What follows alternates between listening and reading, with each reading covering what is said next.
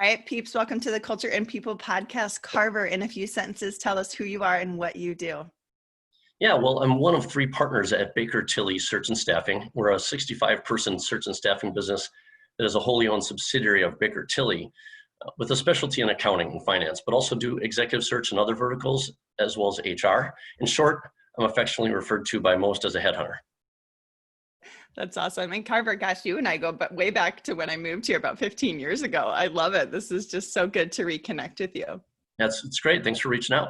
Of course, of course. So for you, what's the best thing about influencing this people and culture space? Well, given I have to listen to people's reason for wanting to make a career change for most of my day, it's obvious, but you can influence people and culture in both positive and negative ways. I certainly hope my influence or input is positive, but the best thing is feeling like you made the workplace better, high energy, where they know they're making a difference and help them achieve their career goals, not my goals. We spend a lot of time working, and it should be a place to be, where you want to be, not where you have to be. I know that sounds really cliche, but in our increasingly virtual workplace, place means team or organization more than an actual location these days.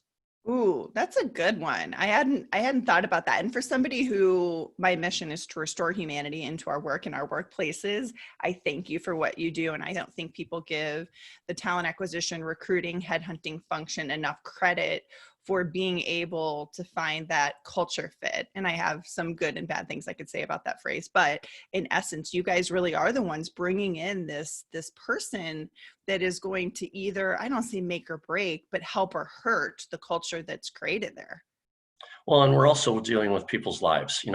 My clients pay us, but in the end, we are messing with someone's life. And that's one of, making a job change is one of life's top 5 stressors.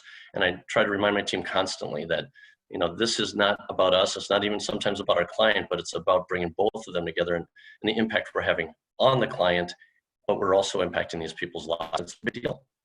I agree. And I think somebody like you with a big heart is right for that role. So Carver, I'm hearing from other top leaders that engaging employees is difficult. What are your thoughts? Well, I think that's always been the case. People have different motivators and levels of motivation. That hasn't changed, but certainly recently, keeping people engaged is one of the things that it keeps me up at night. As many of us are used to seeing the team every day, where you can feel and see the engagement, we've had to figure out new ways overnight to know what the pulse of the team is. Adapting to new technologies that many hadn't heard of 6 months ago. I mean, now Zoom meetings is a household phrase that, and the subject of mainstream commercials. To me, it's a team effort, staying close with the experienced members of my team who are good at, in turn, staying close and talking to others. It's not static, and you have to mix it up so things don't get stale. Ask the team for what they need and want. What I need as a recent empty nester versus what my colleague with 3 kids under the age of 6 needs to stay engaged and productive are completely different. Now is a time for leaders to be more engaged with their teams than ever. And how can your team be engaged if you're not? Yeah, that's a really good point. And I think sometimes leaders put on this facade, right? This like happy face that everything's fine and that we're having a good day because we know that we take that responsibility seriously. Like, well, if I'm not engaged, how can I expect my people to? But I think in times like stress, like this, that are stressful, we have to give ourselves a little bit of a break, that we can have bad days. It doesn't mean we're not engaged in our job. We may be going through a difficult season, especially right now, but we need to be able to show how we're still engaged in our work and we can be human to our people. Absolutely. And, work-life integration has never been more apparent, right? We were joking about our dogs coming into things, that we're seeing people on a human level, I think, way more than before. And I like to believe that I know the people on my team, but I feel like we have gotten to know each other even more because of all the struggles that we're going through and the changes in life that still haven't stopped because of COVID. Yes. So Carver, given everything we just talked about, what advice do you have for organizations who want to advance their people strategy or grow their culture? Yeah, well, I believe it starts with celebrating the examples of what defines your culture and quickly and directly addressing the behaviors that are counter to it. I've made the mistake in the past of ignoring little things I've observed, about things that may be countercultural or maybe dysfunctional for the team. And I felt those things, and I just hoped I was the only one who noticed, and eventually those things would maybe just go away. But they inevitably turn into something bigger and add drama to a team. And that, if that's countercultural to your organization, you got to nip that in the bud. It's a cultural killer. We have since repeatedly emphasized the importance of addressing issues when they come up and not letting them simmer. In addition, we celebrate our core values. It's actually one of the highlights of the year for our partner group and our team as a whole. And instead of just posting our values in the lobby and saying, these are our values, read them and walk by them every day as you come in. Our team has an annual core value award. We ask the team to nominate anyone that they feel really lives and exhibits our core values so much that they're deserving of recognition. The examples people have shared are extremely powerful. And as they write these nominations, it's reminding them of the team and the team of what our core values actually are. So once a year, we actually push those out and ask them to highlight a person who lives these things and what makes our team great. The award is a simple one. It's a book on core values by a friend of mine who's a motivational speaker by his name's John Blumberg. His book is called Good to the Core. It's a little coffee table book about core values. And we also give them a little trophy that's a gold apple that was probably originally designed for, to give to a teacher or something. But it sounds so simple, but it's become a really powerful thing. It's not expensive. It's not a fancy program, but it's something that has really become an annual celebration for us. The hardest part about it is actually picking the winner from a very deserving team. I guess. Yeah. And, I think that's a beautiful point, Carver, that I got this download, this free download, top 25 things you can do to reward and engage remote employees. I was like, let's see what they have to say.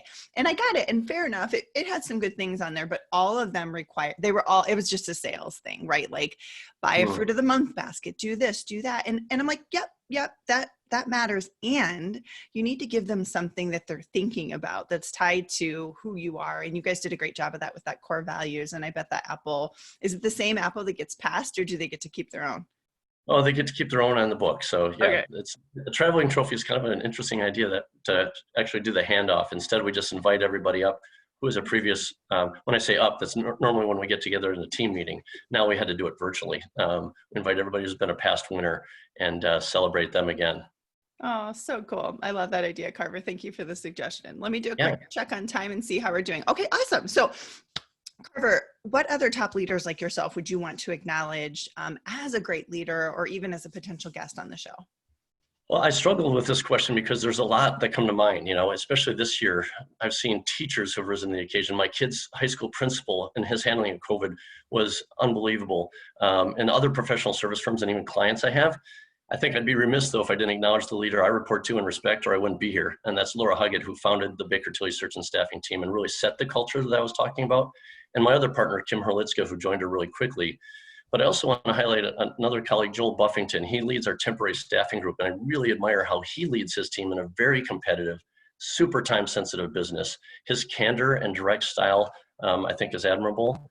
But then I think you and your viewers would really enjoy someone who's a dear friend of mine, and she is the executive director of JDRF for Southeast Wisconsin, and now actually recently for the state, Tanya Bisson.